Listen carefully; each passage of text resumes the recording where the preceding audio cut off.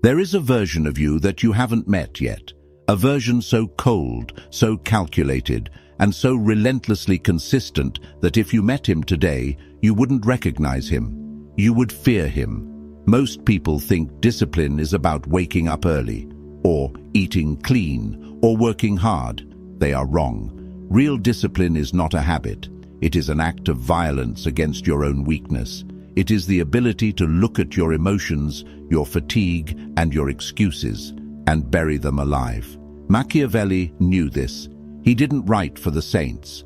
He wrote for the strategists. He understood that to hold power in a chaotic world, you cannot be soft. You cannot be predictable. You must become a force of nature. When you become truly disciplined, people don't just respect you. They get nervous around you. They sense a shift. They see a man who can no longer be manipulated, a man who has stopped negotiating with himself, and that terrifies them. Because a man who cannot be broken by his own mind cannot be broken by anything. You are here because you are tired, not physically tired, soul tired. You are exhausted by your own inconsistency. You are sick of making promises to yourself that you break by noon. You are watching others rise while you stay trapped in the same loop of motivation followed by collapse. You want to know how to break out. You want to know how to build a mind that is bulletproof. I am going to show you how. But be warned, this is not self-help. This is self-destruction. We are going to destroy the weak, dependent, emotional part of you so that the ruler can emerge. We are going to apply the ruthless philosophy of Niccolo Machiavelli to your daily existence. By the end of this video, you will understand why being liked is a weakness and why being feared through your discipline is the ultimate freedom. But you have to listen closely, because the secret isn't in what you add to your life. It's in what you are willing to kill. Most men are slaves. Slaves to their impulses. Slaves to their phones, slaves to the opinions of people they don't even like. The moment you start this path, you stop being a slave. You become a sovereign. But sovereignty has a price. Are you willing to pay it? Phase 1. The discipline of silence. Machiavelli famously said, "Everyone sees what you appear to be. Few experience who you really are." The average man tells you everything. He broadcasts his plans. He posts his workouts. He announces his new era on social media before he has done a single day of work. He seeks validation for effort he hasn't even exerted yet. This is why he fails. He releases the pressure valve before the engine even starts. You must do the opposite. You must become a ghost. True discipline requires silence. It requires the dark. When you are constantly talking about your goals, you are begging for approval. You are asking the world, is it okay if I become this? Stop asking. The most dangerous man in the room is the one who listens, watches, and says nothing. When you go silent, you create a vacuum. People become unsettled. They project their own fears onto you. They wonder what you are up to. They wonder why you don't need their attention anymore. This silence is your armor. It protects your intent. When you work in the dark, you make mistakes that no one sees. You correct them without judgment. You build strength without the interference of other people's doubt. Imagine disappearing for 6 months. No announcements, no explanations, just work. The gym, the business, the mind. You cut the noise. You cut the cheap dopamine. You cut the toxic friends who only love you when you are drinking with them. And then you re-emerge. But you don't come back the same. You come back sharper, heavier. Your presence feels different. You don't have to tell people you changed. They feel it. They see it in your posture. They hear it in the way you don't speak. This is the discipline of the ghost. It scares people because it reminds them of their own lack of focus.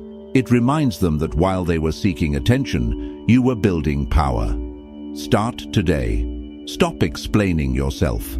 Explanation is the language of the victim. The powerful do not justify their actions.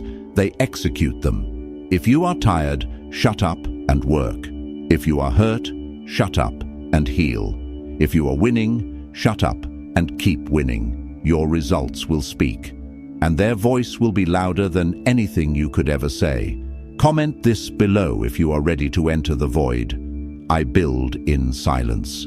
Phase 2. Emotional alchemy. There is a misconception that disciplined people are robots, that they don't feel pain or boredom or sadness. That is a lie. The disciplined man feels everything. He feels the desire to sleep in.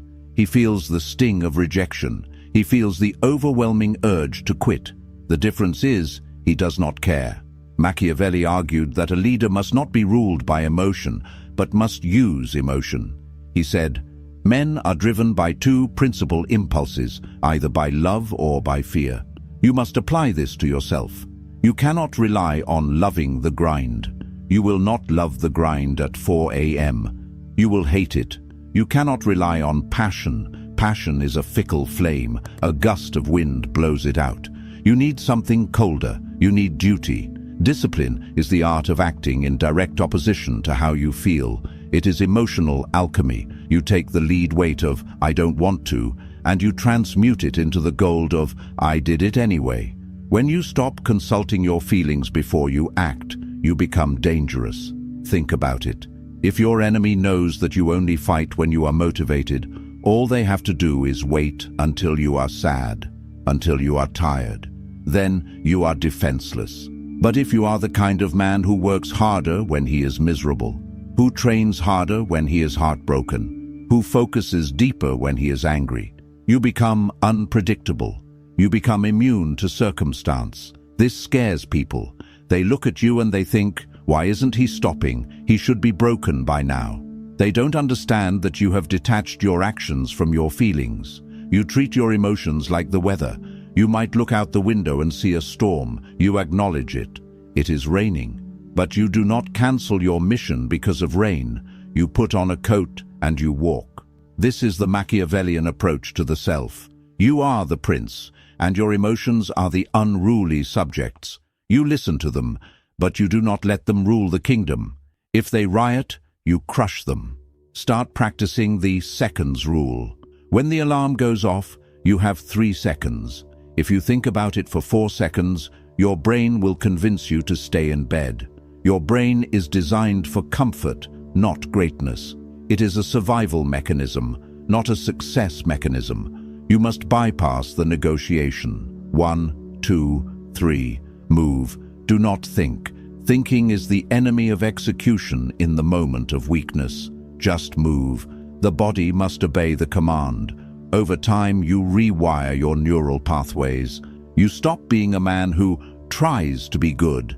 You become a machine that functions regardless of how it feels. This is how you become untouchable. When your internal state no longer dictates your external output, you are free. Phase 3. The weaponization of isolation. Machiavelli knew that to maintain power, a ruler often had to stand alone. He wrote, "A wise prince should rely on what is in his own control, not on what is in the control of others." Look at your circle. Look at the 5 people you spend the most time with. Are they pushing you, or are they comfortable? Most people are terrified of being alone. They fill every silent moment with podcasts, music, texting, scrolling. They cannot sit in a room with their own thoughts because their thoughts haunt them. Their thoughts tell them the truth. You are wasting your potential. To become terrifyingly disciplined, you must embrace isolation. You must be willing to walk away from people who do not serve the mission. This sounds cruel. It is. It is ruthless, but it is necessary. When you start to rise, people will try to pull you back, not because they hate you, but because your growth highlights their stagnation. You are a mirror. When you get in shape, the fat friend feels judged. When you build a business, the lazy friend feels attacked. They will say, "You've changed. You're obsessed. You're no fun anymore."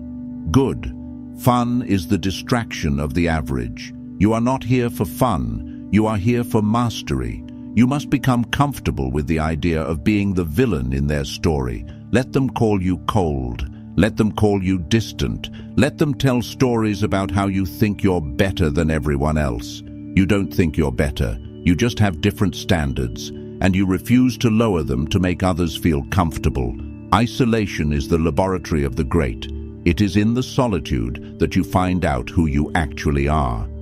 Without the noise of other people's opinions, you hear your own voice. You clarify your vision. You need to schedule periods of total withdrawal, monk mode, deep work, whatever you want to call it. Lock the door, turn off the phone, and face the work. In that space, you will find demons. You will find boredom, you will find anxiety, and you will fight them. And when you win that fight in the dark, you will walk into the light with a confidence that cannot be faked.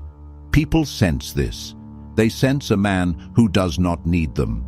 And ironically, that is exactly what makes them want to follow you. The man who is comfortable alone is the man everyone wants to be around, because he is the only one who is not trying to take something from them. He is full. Phase 4. The fear of unpredictability. Machiavelli advised that a leader should never be entirely predictable. It is much safer to be feared than loved, because love is preserved by the link of obligation.